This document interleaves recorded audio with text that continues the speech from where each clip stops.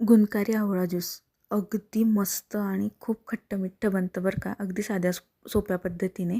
तर 4 आवळे घ्यायचे आहेत. त्यांना स्वच्छ धुवून घ्यायचं आणि मस्त असं पुसून घ्यायचं.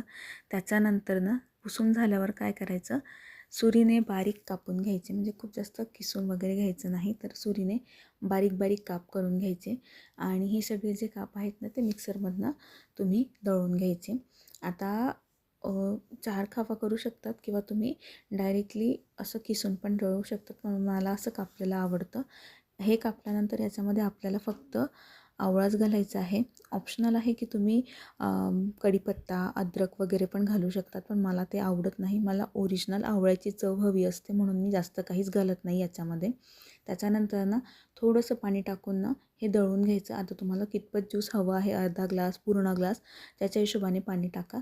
सुरुवातीलाच मिक्सरच्या भांड्यात जास्त पाणी टाकू नका, नाहीतर ते दळताना बाहेर येतं.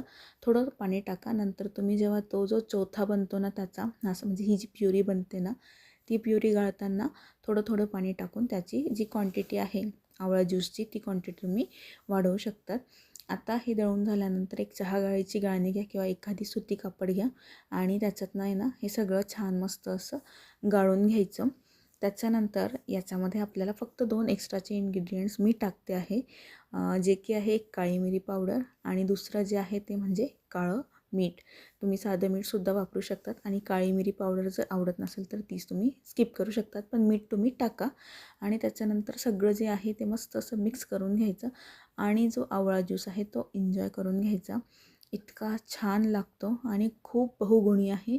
नक्की ट्राय करून बघा. खूप साधी सोपी रेसिपी आहे. व्हिडिओ आवडला असेल तर नक्की लाईक करा.